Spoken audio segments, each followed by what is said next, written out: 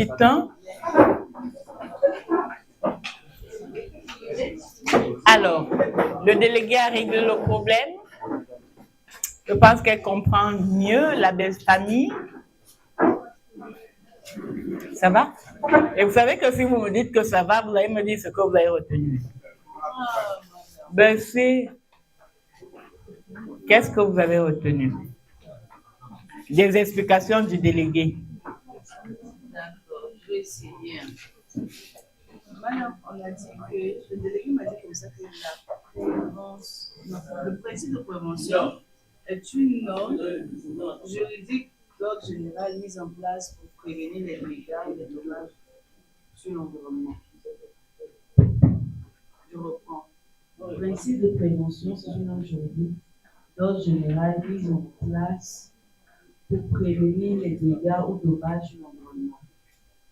On a aussi dit que les projets, tous les projets ne font pas l'objet d'une étude d'impact. Seuls les projets à grande envergure qui font l'étude d'impact, c'est-à-dire des projets de construction, d'usines, de routes. Et on a aussi dit que les petits projets font. C'est quoi? Les petits projets, c'est les projets qui ne sont pas trop. Un audit. Il faut faire un audit pour ces petits projets. C'est ce qu'il faut faire. Petit 1, on peut avancer, oui. D'accord. Parce que dans les machines déjà, ce qu'on a fait tout à l'heure, vous avez dit que c'est écrit que c'est pas fait les questions de départ. Ok. Mais je voudrais savoir comment détecter que ce projet plus gros qu'on a, ce projet a besoin de pas environnemental et celui-ci n'a pas de.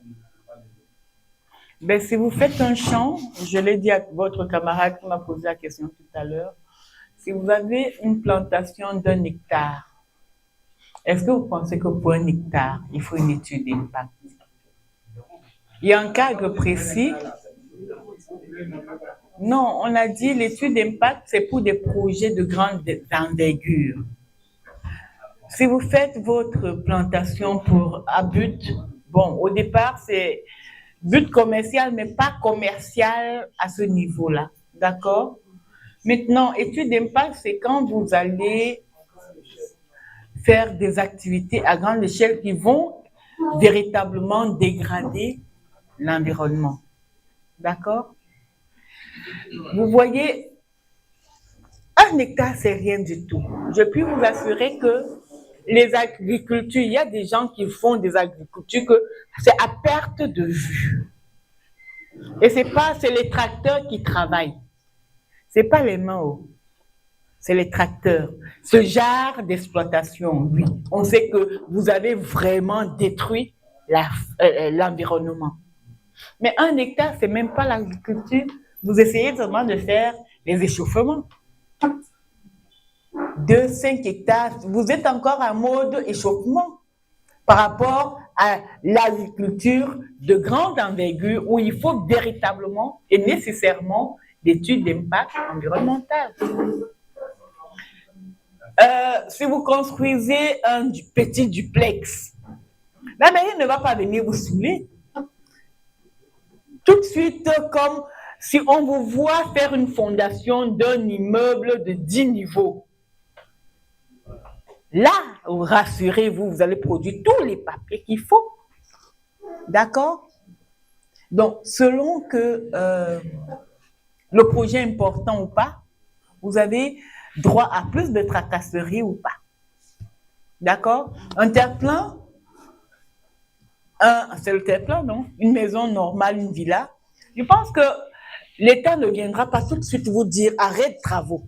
Ils peuvent passer et vous laisser faire un petit moment. Mais dès qu'on voit la fondation s'élever, vous coulez la dalle, on observe, on voit que vous êtes déjà 4, vous avez une fondation de 4 appartements en bas. Ils se disent, plus ça va monter et davantage, ça peut être dangereux pour les personnes qui sont autour. Alors, il faut se rassurer que cette personne qui fait sortir un bâtiment du sol, il a autorisation. Qui dit autorisation veut dire vous avez fourni des papiers, d'accord, qui essayent de détruire votre construction. Mais on ne va pas voir si vous avez menti ou pas, hein, parce que très franchement, généralement, on va te dire, l'architecte va te dire, bon, je vais te faire le plan de ta maison et le plan pour le permis de bâtir. Donc, il y a toujours deux plans. Quand on vous dit le plan de la maison et le plan du permis de bâtir, vous pensez que c'est la même chose? Ça ne peut pas être identique. Vous avez le devis du permis de bâtir et le permis et le devis de votre construction. Si mon bâtiment va faire 25 millions, mais la mairie saura que c'est peut-être 10 millions. Parce que sur la base du montant global de la construction, vous aurez des taxes à payer. Donc, c'est pourquoi je dis, selon que le bâtiment est grand et élevé, et davantage vous aurez des papiers à fournir. D'accord? Des études géo, je ne sais pas trop quoi, j'oublie le nom. Par rapport au sol, non, quelque chose, pas une logique. Donc, et ça vous coûte beaucoup d'argent. Ah, quoi? Non, c'est bon. Oh, c'est bon. Quelque chose en tout cas. Il y a beaucoup d'études, qu'il faut faire. Donc, j'imagine ce que le fondateur a dû faire pour son... Heureusement que c'est entre eux. Lui-même ayant été maire, ils se comprennent mieux. Alors, la description du projet. Donc, la première chose, quand vous voulez installer un projet quelque part, vous devez, dans le dossier, procéder à la description de votre projet et du site. La description du projet, le promoteur du projet, oui.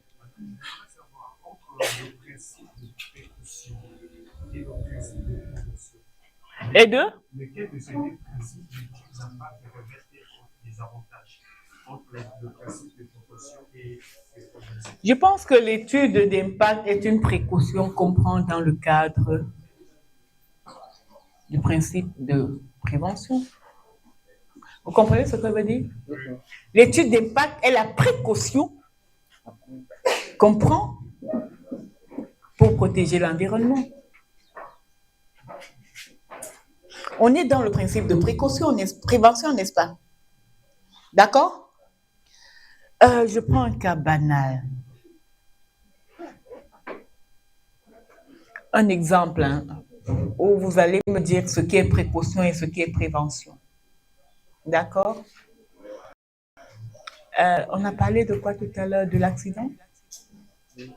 Bien, dans les accidents, dans le cas des accidents de circulation, d'accord? Vous faites quoi? Combien de principes sont mis en avant? Circulation routière. Quels sont les différents? Le danger, c'est quoi dans la circulation routière?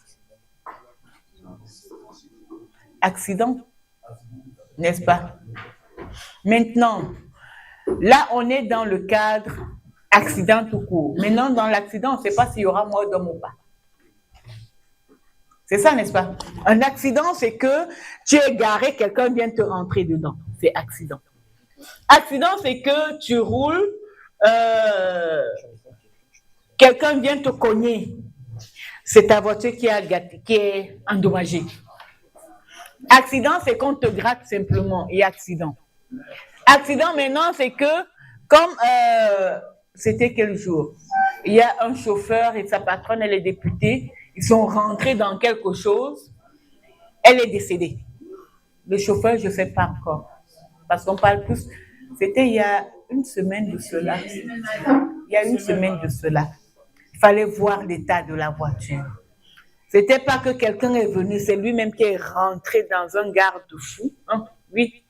Et il fallait voir la qualité des dégâts sur la voiture. Et là, c'est accident avec mort d'homme.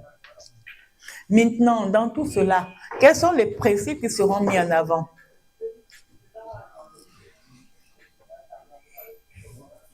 Oui. La prévention, c'est à quel niveau? La précaution, c'est à quel niveau? Alors, la prévention, c'est qu'on sait déjà qu'il y aura accident. Donc, le risque est déjà connu. Maintenant, pour la prévention, le risque est connu parce qu'on ne sait pas qu'il y aura un accident. Le principe de précaution met avant quoi? Un risque connu ou mal connu? Inconnu ou mal connu? Inconnu. Ça dit que vous savez, la précaution, c'est la gravité. La précaution, on imagine, mais on ne sait pas jusqu'à quel niveau on ira. Oui. La prévention, c'est que tu prends des mesures parce que tu connais le risque. Vous comprenez? Maintenant, dans la circulation, je reviens. C'est quoi la précaution? Qu'est-ce que vous prenez? Vous prenez des précautions pour éviter l'accident. Par exemple, comment on appelle ça? Ce qu'on appuie sur lorsque l'accident, il y a des trucs qui sont. Les airbags? La ceinture. Mais il n'y a pas les airbags partout. Alors, ceinture de sécurité. Vous savez, même avec les ceintures de sécurité, on meurt. La députée, là, devait l'avoir. Les précautions, c'est qu'on ne boit pas.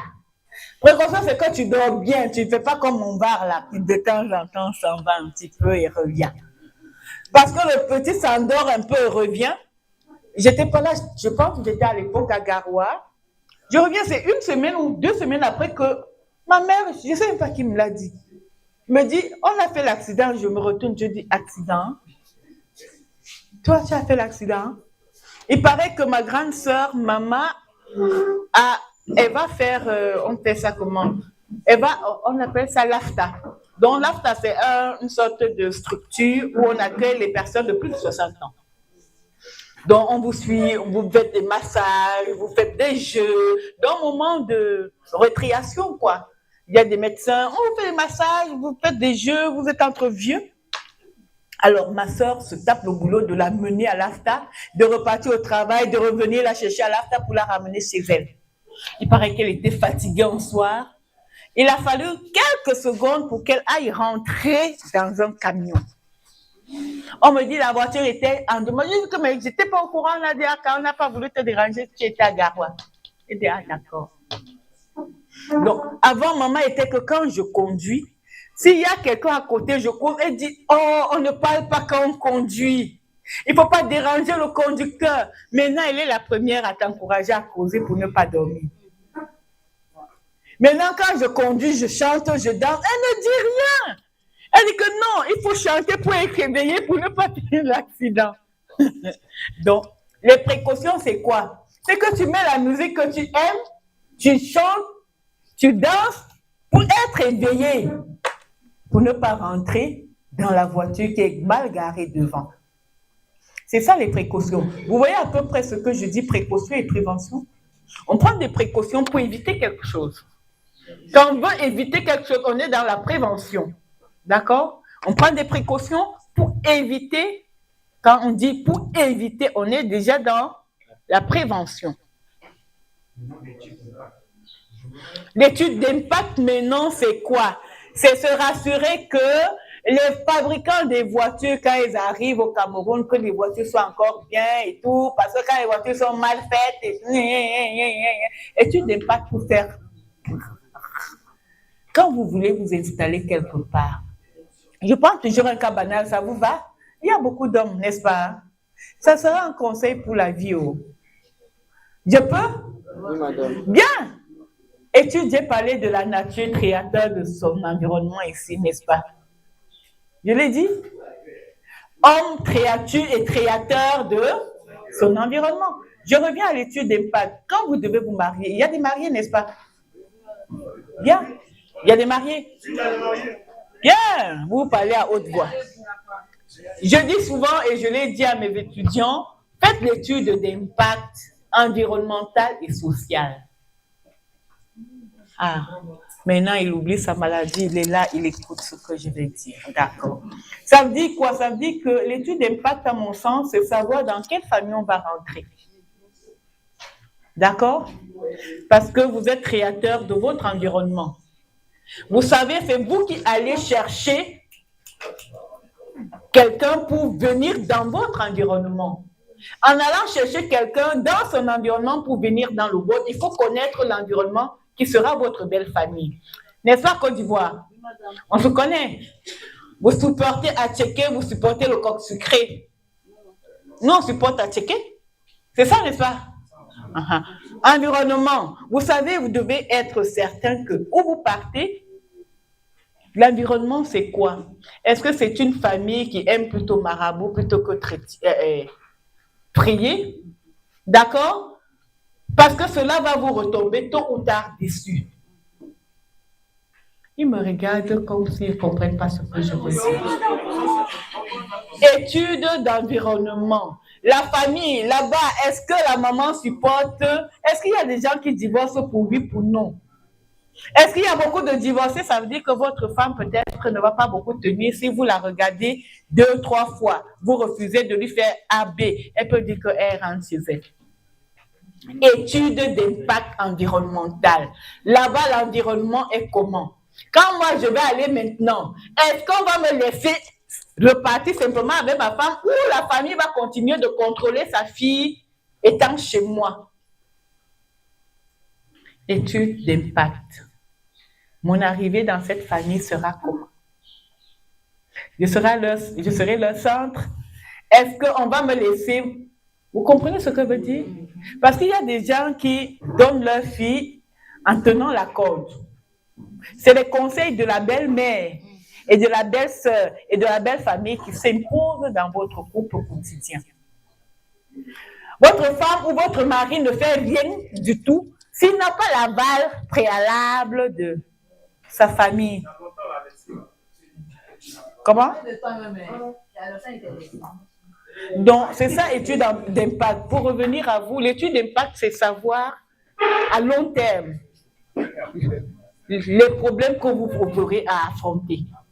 Donc, si je comprends bien, madame, c'est la même chose avec la précaution. Vous prenez des précautions en faisant une étude d'impact. L'étude d'impact est une précaution que vous prenez pour prévenir des dommages. Le fait de décider de faire une étude d'impact, c'est une précaution que vous prenez. Vous comprenez ce que ça veut dire? En décidant de faire une étude d'impact, vous prenez une précaution pour ne pas vous retrouver demain dans quelque chose qui pourra éventuellement vous dépasser. Jusque-là, ça va? Madame, Oui. on pourrait aussi dire que le fait de vouloir faire l'examen de l'électrophorèse de compatibilité entre amoureux avant de rentrer dans le mariage est une Précaution pour prévenir d'avoir des enfants malades qui vont vous rendre malheureux dans votre couple et d'accord? Et même, par exemple, faire des examens de VIH. Ça, c'est des précautions. Et il y a des tests de VIH, des tests de virilité. Vous voyez seulement les maladies. Oh. La pire maladie, c'est...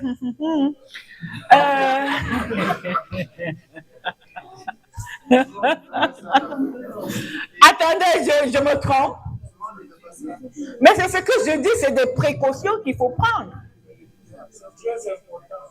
Surtout dans les milieux, excusez-moi, hein, nous sommes dans un milieu laïque, milieu chrétien, on dit qu'il ne faut pas toucher jusqu'à la gare.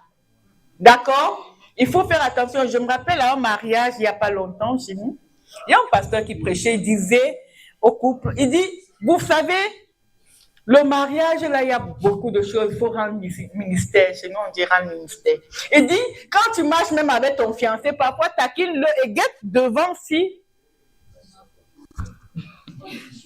D'accord? Tu guettes devant quand même s'il y a la bosse qui fait quelque chose, s'il y a une bosse ou pas. C'est un pasteur en pleine église qui disait ça, un peu pour dire que dans les précautions, hein, il faut taquiner son fiancé pour voir s'il y a une bosse devant ou s'il n'y a rien. S'il n'y a pas de boss à chaque fois, sache que tu n'as pas pris une certaine précaution. Pour la femme, chez la femme, ça détermine de s'il y avait la bosse ou s'il n'y avait pas de bosse. Comment déterminer la bosse chez la femme? Non, on ne détermine pas la bosse chez la femme.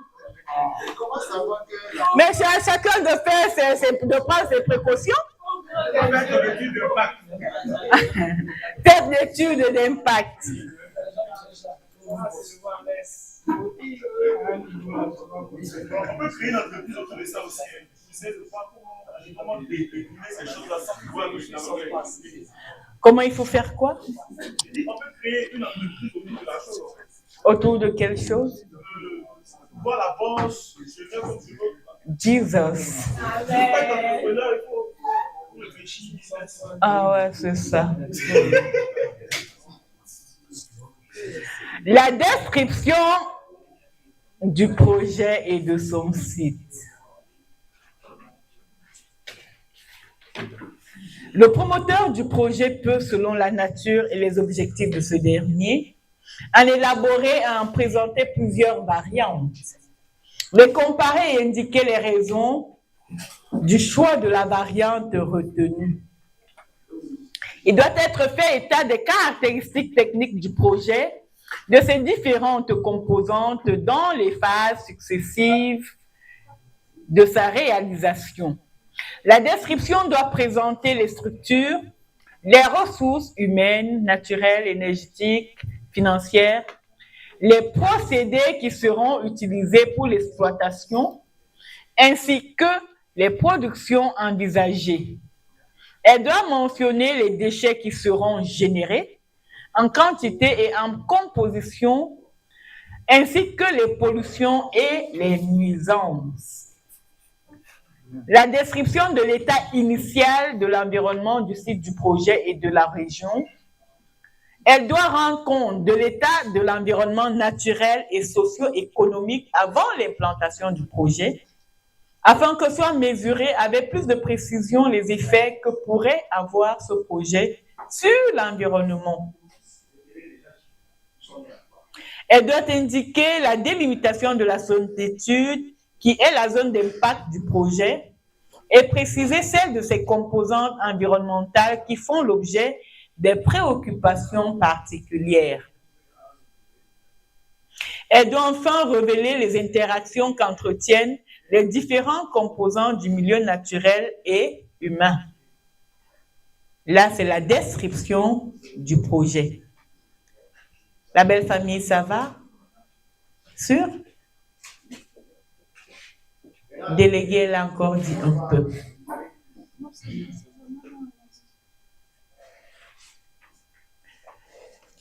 Petit 2, les effets du projet. L'identification et l'évaluation des effets possibles de la mise en œuvre du projet sur l'environnement humain et naturel. L'identification des impacts s'effectue par la confrontation des activités potentielles du projet avec chaque composante de l'environnement sol, air, eau, écosystème, etc. L'évaluation mesure le niveau des impacts identifiés.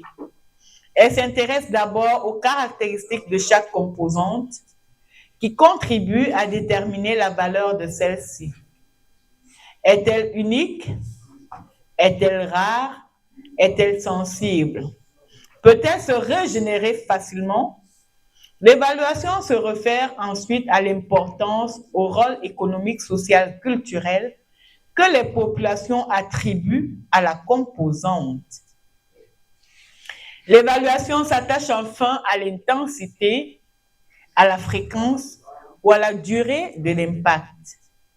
Les solutions sont définies à partir de l'importance, de la gravité de ce dernier. L'indication des mesures prévues pour éviter, réduire ou éliminer les effets dommageables du projet sur l'environnement. Ces mesures d'atténuation des impacts négatifs peuvent se traduire par des actions, par des dispositifs ou des ouvrages prévus à la source des dommages ou à d'autres phases de réalisation du projet. Ces mesures peuvent également être spécifiques lorsqu'elles sont destinées à certaines composantes ou générales si elles touchent l'environnement dans son ensemble. Si elles sont insuffisantes ou inefficaces, des mesures de compensation peuvent être proposées sur le milieu naturel, pour le milieu naturel et pour les populations en indemnisant par exemple celles qui sont directement touchées. Des impacts négatifs peuvent subsister après l'application des principes d'atténuation. Ce sont des impacts résiduels qui doivent faire l'objet d'un programme de suivi environnemental. Les impacts du projet peuvent ne pas être négatifs, mais positifs. Dans ce cas, des mesures peuvent être prises en vue d'accentuer le caractère bénéfique. Petit 3. Les plans de sensibilisation et de gestion environnementale. Le programme de sensibilisation et d'information. Il est accompagné des procès-verbaux, des réunions tenues avec les populations, avec les organisations non gouvernementales, avec les syndicats, avec les leaders d'opinion, avec d'autres groupes concernés par le projet. Le promoteur du projet doit informer et sensibiliser toutes ces parties prenantes sur les activités et les opérations futures du projet, ainsi que sur les impacts sur l'environnement. Il doit en retour recueillir leurs opinions, leurs appréhensions, leurs attentes sur le projet qui peuvent se révéler utiles et pertinentes pour sa meilleure insertion dans le milieu naturel et humain. Les populations et leurs leaders étant les mieux placés pour décrire concrètement leur environnement et les rapports qu'ils entretiennent avec lui. Le plan de gestion environnementale et sociétale. Ce plan comporte des mécanismes de surveillance du projet et de son suivi environnemental. Et le cas échéant, le plan de compensation.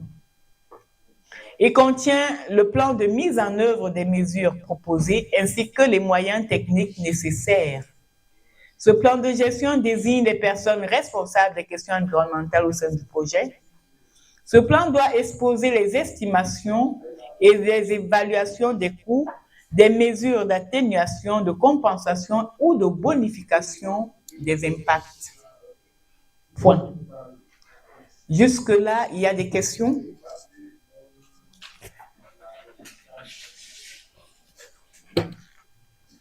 À belle famille. À la belle-sœur. La belle-sœur, ça va jusque-là? Vous êtes certaine? Alors, dites-moi ce que vous avez retenu.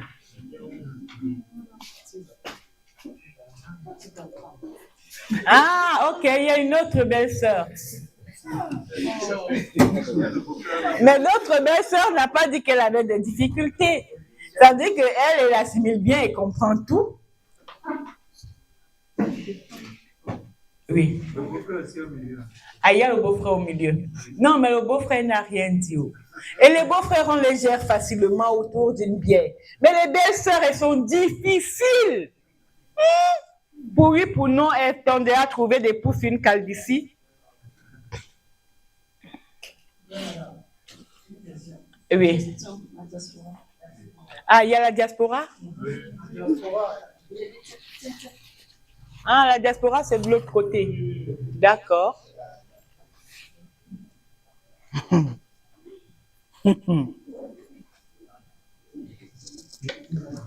Oui. Tout d'abord, je vais essayer un peu de surfer sur le troisième plan. Et le troisième point qui énumère les plans de sensibilisation. Vous avez évoqué avec pertinence dans votre démarcation que le propriétaire du projet doit rentrer en commun accord avec la population environnante. Ce qui n'est pas seulement le cas. Parce que généralement dans les projets, quand le projet a eu lieu, il y a des sensibilisations qui se font avec la population. Et par la suite, le cahier des charges n'est pas respecté. À ce moment, du point de vue de notre cours, si le cahier n'est pas respecté, quels sont les moyens que la population peut utiliser pour trouver gain de cause? J'ai dit.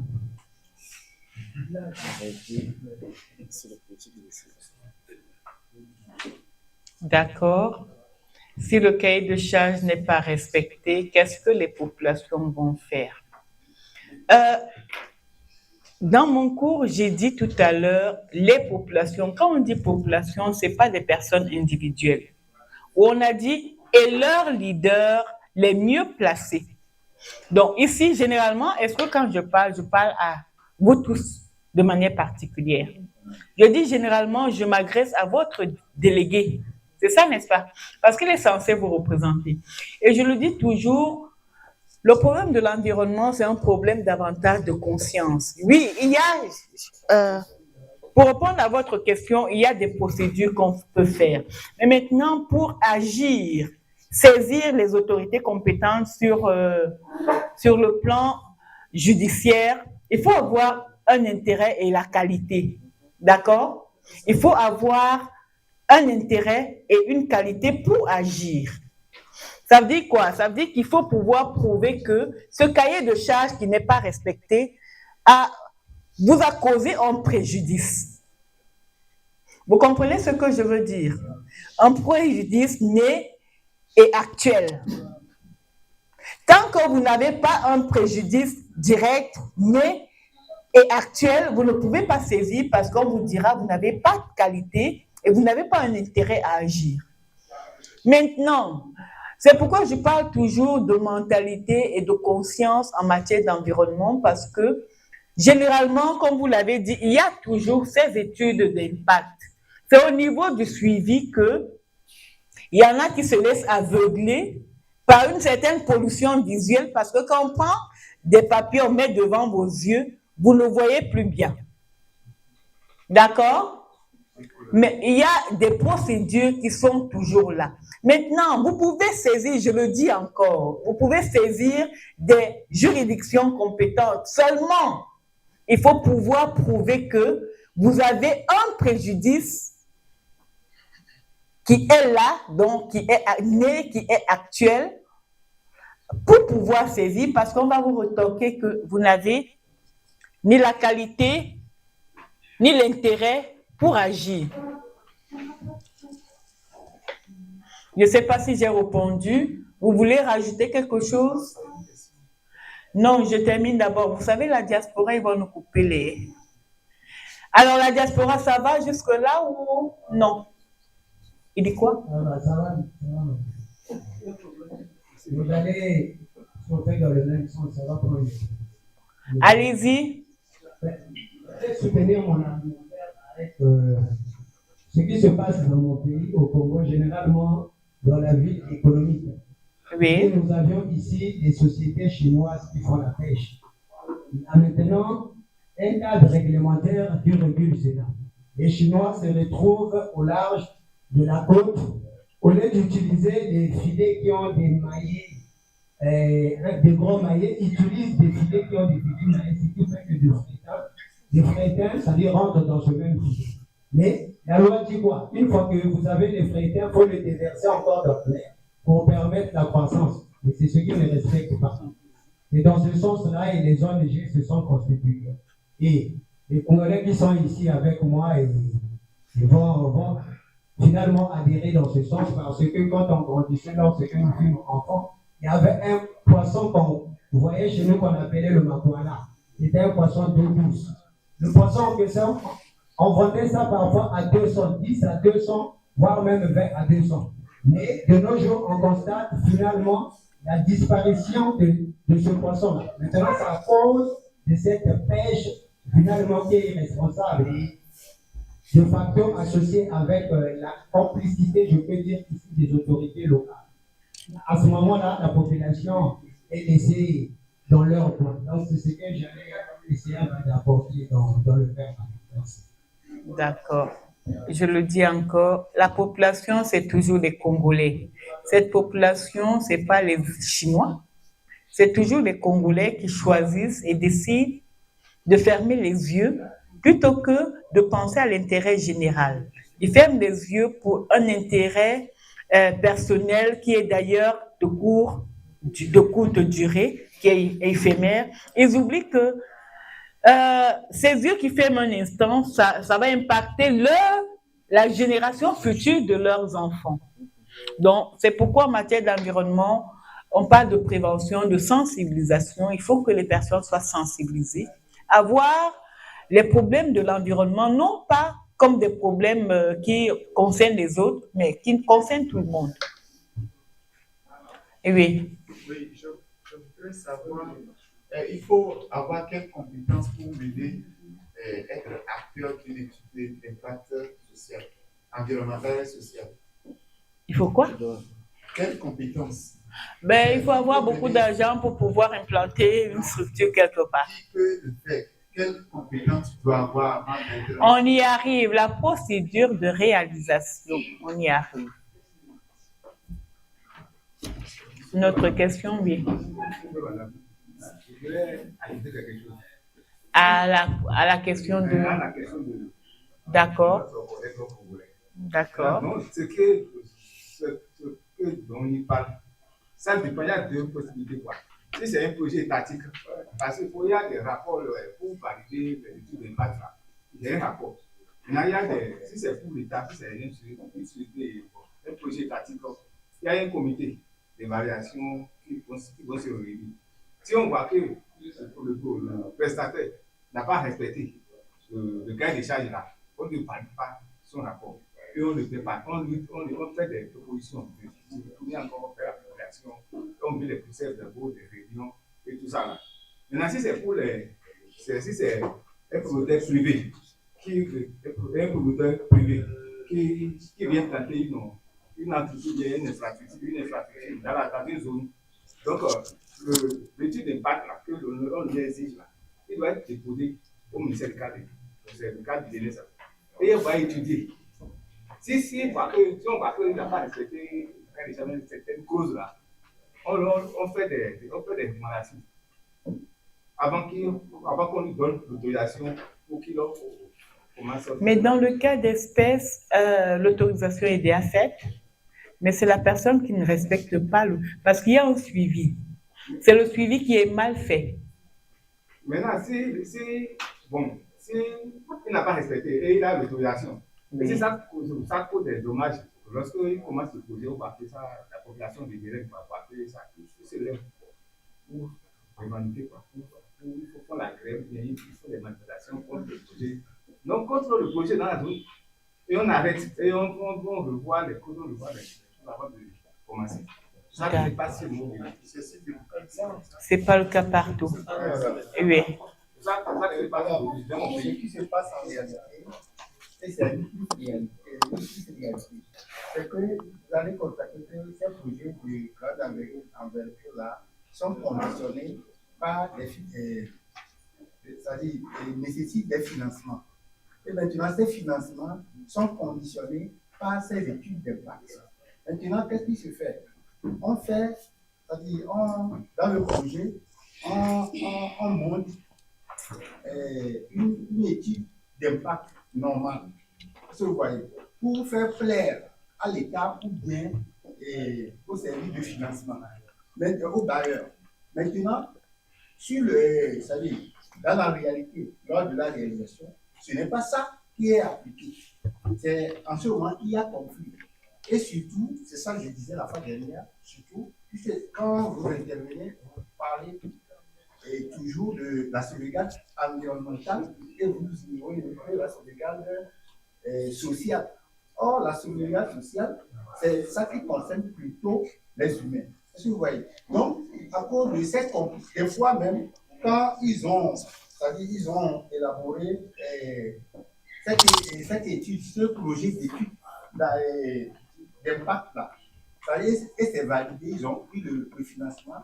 Maintenant, il faut des compromis, comme vous le dites, vous le dites toujours, avec l'État. Donc, il y a des gens qui prennent des enveloppes pour se taire par rapport au suivi. Normalement, si nous prenons par exemple la construction d'une route, il y a au niveau de l'État, même si c'est une entreprise qui a gagné ce marché pour réaliser le travail, il y a toujours le suivi du côté de l'État qui doit aller sur le terrain vérifier l'avancement des travaux. Mais à chaque Et de la fois, qualité même du bitume. On les tend. Donc, ce qui veut dire qu'ils ferment les yeux sur la réalité. Et toujours, ça revient sur la population qui subit, qui constitue les victimes.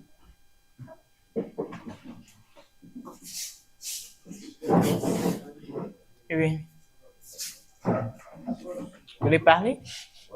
Allez-y. Non, je voulais dire que ça dépend des pays. Sinon, dans mon pays, c'est que pour les pays produits, quel que soit le produit ou bien l'Italie, on doit faire d'abord des études. Maintenant, c'est rigoureux, quoi. C'est très rigoureux. Maintenant, l'évaluation, là, si on sait bien qu'il y a la corruption. Non, ça dépend de gouvernement. C'est quand quelqu'un prend ça, il y a des gens de corruption. Ça dépend du gouvernement, de chaque gouvernement. Oui, tout ça là, c'est oui.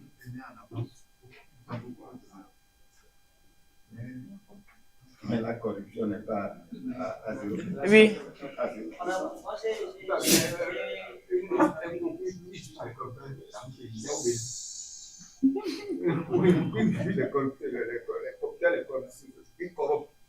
C'est ça, c'est les au Bénin. Et c'est 20 ans de prison. Quand on est start-up, jusqu'à 20 ans de prison.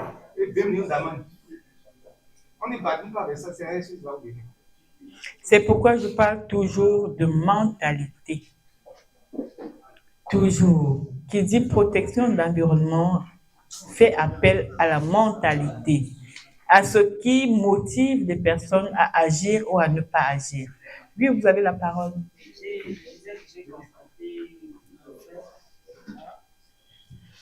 Alors, il n'y a pas très longtemps, dans la capitale économique de mon pays, le Congo-Brazzaville, il y a une entreprise qui devait s'installer. Et l'entreprise devait produire des jus en sachet, comme ici on appelle en plastique. Mais il y a une loi qui dit au Congo que l'utilisation des sachets est condamnable.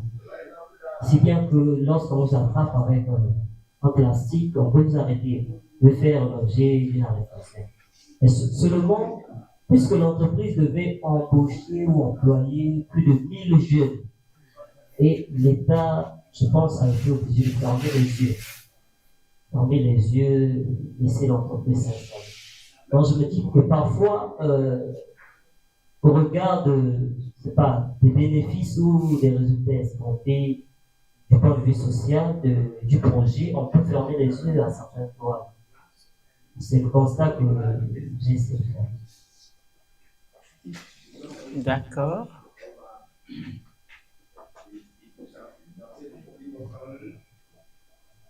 Il y a d'autres questions? Comment? Très bien. Oui. Toujours dans ce même registre. En fait, cette question de l'environnement lève une adéquation entre la vérité et la réalité. Parce que c'est que ça dit, on conclut dans le cahier des charges, pas seulement économique. Si je rentre dans le macroscope sur les pays pollueurs, il y a un mot qui donne la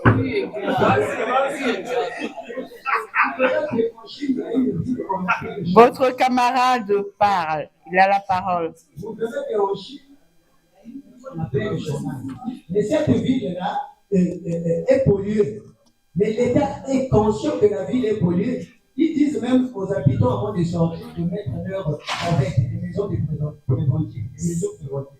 Mais pourquoi ils ne veulent pas diminuer leur gaz qu'ils émettent? Raison pour laquelle on dit cette notion du changement climatique, à mon sens, pour moi, je trouve que c'est comme une escroquerie mondiale.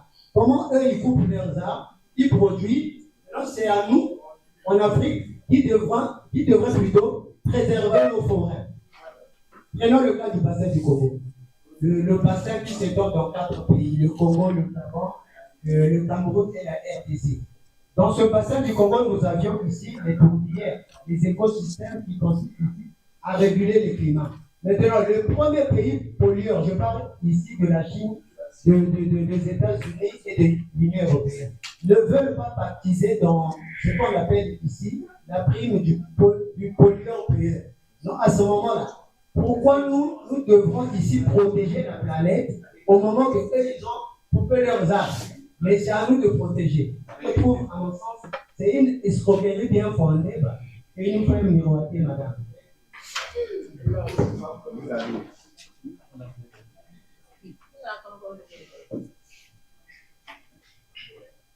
Je réagis je dois réagir à cela ou c'était une réaction? C'était sa réaction. C'est un débat, ça va aller. On va Votre avis. Mon avis, c'est que, je vous ai dit, le droit de l'environnement, c'est quelque chose, il y a assez de subjectivité dedans. Je l'ai dit, on met en avant des intérêts. Il y a des intérêts, beaucoup d'intérêts. Il parle des superpuissances. C'est normal que les Chinois produisent. Les Africains acceptent peut-être de conserver leur puits parce qu'ils savent qu'ils profitent bien de ce que la Chine produit. Ce n'est pas ça. Comment? Oui, même si c'est contre un coût. Ça ne vous sert pas ce qu'ils font, vous fabriquez les téléphones chez vous? Ça nous sert. Donc, il faut quand même que, c'est ça l'équilibre dans le monde. Il faut un équilibre dans l'écosystème, dans le monde pour qu'on puisse vivre, en fait. D'accord? Il faut l'équilibre. Ça veut dire que ceux-là, ils polluent beaucoup parce qu'ils vont nous aider à nous développer d'une certaine manière. Et nous, en retour, si on peut conserver nos puits pour qu'ils puissent, on peut conserver nos puits pour qu'on essaye d'alléger leur pollution, pourquoi pas? Ce que moi je fais dans ce sens, eux, ils polluent et ils se développent. Oui. Maintenant, nous, on est des consommateurs seulement. Mais s'ils ne polluent pas pour produire, vous allez consommer quoi? Mais il faut quand même... Mais ils le font toujours pour que vous puissiez être bien. Vous refusez? Donc ils arrêtent de polluer et de produire. Vous avez décidé de produire vous-même. Ils ne vont jamais nous laisser se développer parce qu'ils vont toujours mettre des lois pour nous empêcher. Par exemple, si on prend le bois, dans notre pays, on ne coupe plus le bois n'importe comment. Même ceux qui vendent les bois pour la construction, ils arrivent même plus à trouver de matière première. Donc, alors que c'est pour protéger la planète. Et on ne pollue pas trop comme on pollue en Chine. Donc, ça nous empêche même de nous réaliser ici les lois là. Alors que chez eux, il y a feu vert, ils peuvent faire tout ce qu'ils veulent pour se développer. Alors que nous, ça nous empêche. Actuellement, tous ceux qui ont des projets de construction à l'ONU, c'est arrêté. À cause de cette loi, en fait, qu'on ne peut pas couper le bois. Donc, ça nous empêche de nous développer aussi. De couper du tout, ou de couper jusqu'à un certain niveau. On ne coupe plus. En tout cas, ça fait, dans le mois de janvier, il y avait vraiment ça qui a circulé sur les réseaux sociaux. Les gens ont arrêté leur travail. Moi, je pense qu'on coupe toujours, mais on limite. Mais c'est ce que je dis. Est-ce qu'on ne coupe pas du tout ou il faut couper? On va vous dire de ne pas couper 10 arbres, vous pouvez couper 2 arbres. Le problème, c'est que quand je veux faire un environnement, sinon on a un nouveau ministre de l'environnement, il a dû cesser des activités pour une nouvelle décision. Eh oui. Mais peut-être parce que vous avez trop coupé et d'autres coupaient de manière abusive.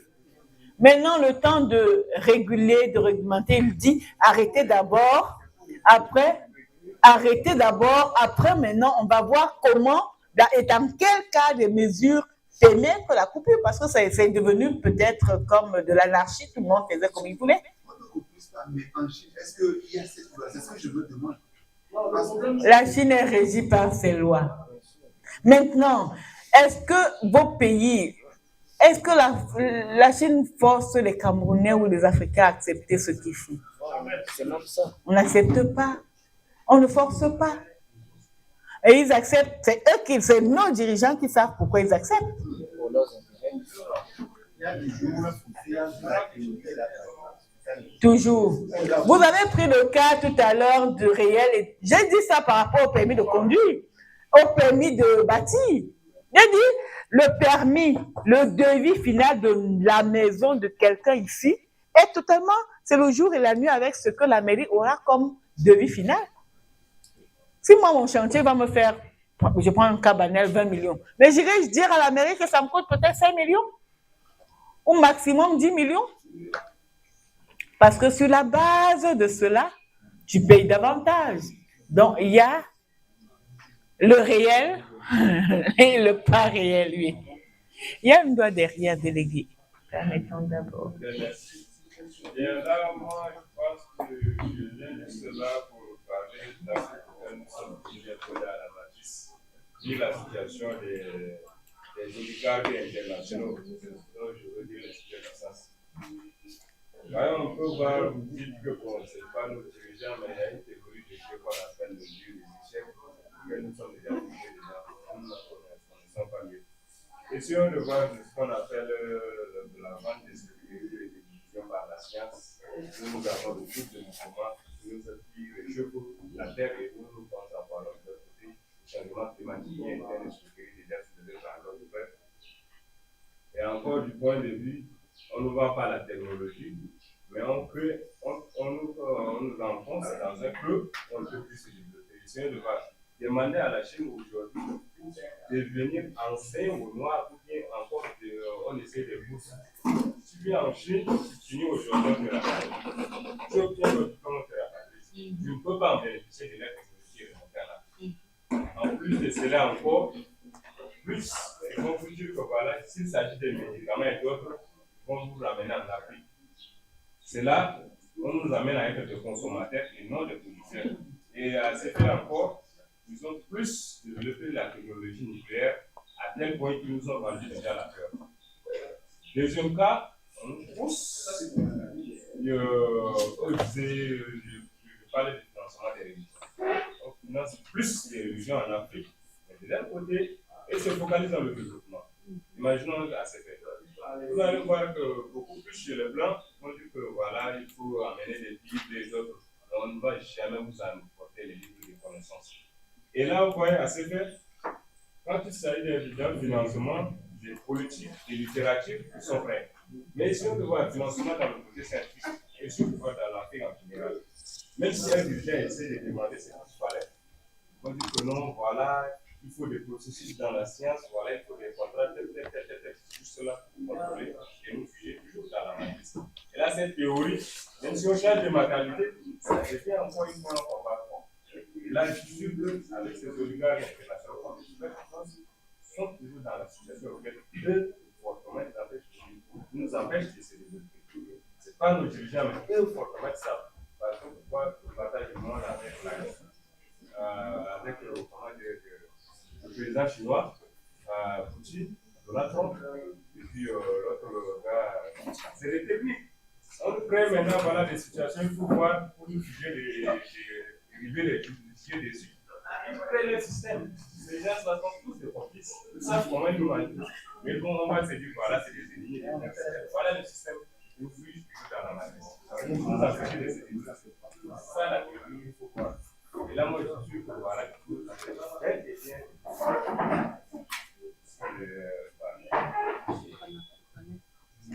Allez.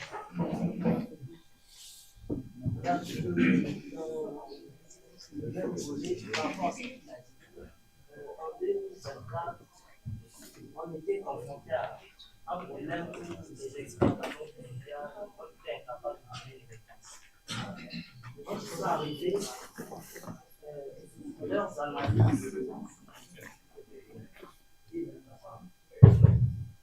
je disais, quand ils sont arrivés, leurs analyses ont démontré que les pays africains ne sont pas des pays producteurs, ont des problèmes de capital humain pour pouvoir déclencher leur développement. Et qu'est-ce qu'ils devaient faire pour améliorer ce capital humain? Il fallait avoir des ressources. Et la plupart de ces pays, leurs ressources proviennent de l'exploitation des ressources naturelles dont ils en disposent. Et parmi ces ressources naturelles, on parle ici de nos forêts. Et quand ils arrivent, ils nous demandent, ils nous imposent certaines limites d'exploitation. Je tiens déjà à rappeler qu'avant même que ces intentions d'imposition n'arrivent, l'Afrique, pour la plupart du temps, quand on coupe les arbres, on a un système là, on replante de façon, je dois dire, instinctive. Et quand ils arrivent, ils imposent certaines limites, de telle sorte, je me dis directement, on les a posé la question, et j'étais particulièrement celui qui avait posé la question. Je les ai posé la question. Si vous dites que pour se développer, on doit exploiter, on doit s'appuyer sur nos ressources naturelles, et vous posez la limitation, qu'est-ce qui se passe? Est-ce que c'est une façon de nous enfoncer dans le sous-développement, donc on y est déjà? Ou est-ce que ce que vous imposez nous permet de se développer? Donc je me rejoins dans cette situation-là. Je pense que même les limitations, déjà avec sans limitation, on a des problèmes de se développer, et j'imagine ce que va devenir avec ces limitations.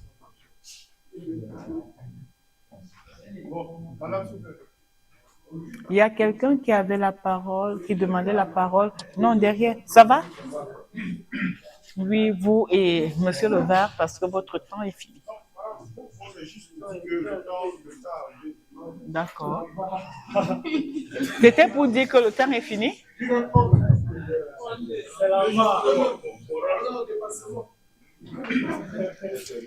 Merci. Bon, madame, moi, je n'ai pas grand-chose à dire.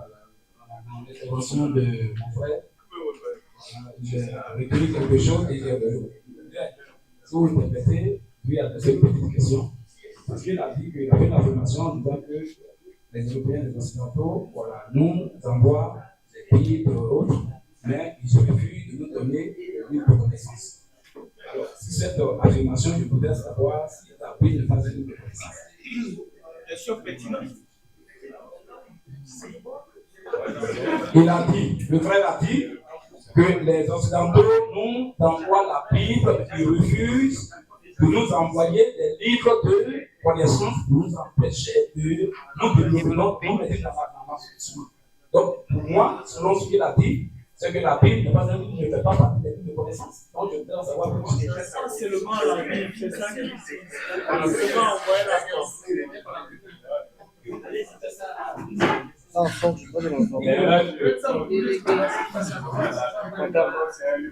Est-ce qu'on va finir tout ça là-dedans? On ne voit pas la situation d'intérêt.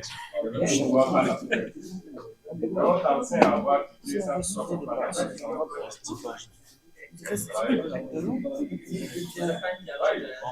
Mais si vous m'arrêtez pas avec les questions, ça va aller. On est là.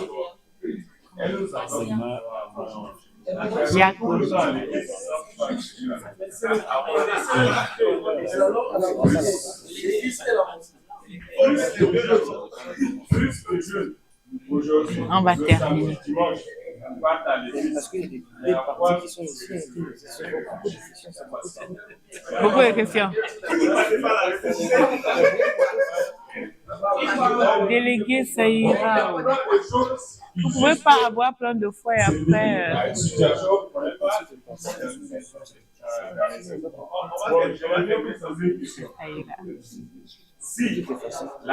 religions fait déjà au paradis, vous croyez que c'est blanc? Je vais déranger même à la maison. S'il vous plaît, non, on va terminer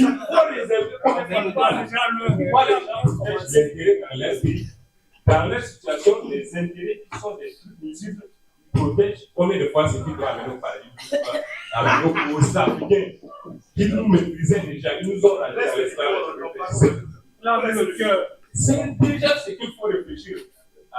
j'amène seulement à afficher indépendamment que c'est faire dans la Est-ce que vous savez que je suis prise à l'otage? Oui. Ça, c'est le débat qui vient. On va laisser madame. Madame, Pour vous permettre d'avancer, parce qu'on ne peut pas bloquer votre cours. Alors, moi, ce que je vous propose simplement, je souhaiterais, si le frère est vraiment effectivement prêt, je souhaiterais que nous ayons un débat approfondi sur ça. Ah, il est pasteur? Il est pasteur? Il est pasteur? Il est pasteur?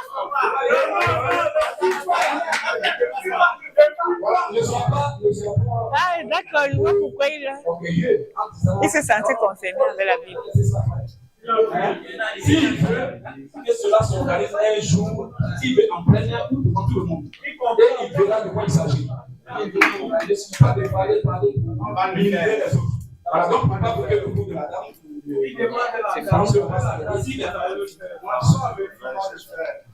Dans la seconde de question. On a arrêté. Madame, s'il vous plaît, j'ai une question. Oui, je vous écoute. Madame, est-ce qu'il y a une différence entre l'audit environnemental social et l'étude d'impact environnemental et social? L'audit est programmé ou est demandé par une structure, par l'État. Aller sur le terrain, aller vérifier quelque chose. L'étude d'environnement, c'est un document qu'on demande. C'est parmi l'un des documents qu'on vous demande avant que votre projet ne soit réalisé. D'accord? Mis en œuvre, comme votre camarade a dit. D'accord? Parce que l'étude d'impact doit être contenue dans le dossier que vous allez déposer pour qu'on vous donne l'autorisation d'implanter votre structure.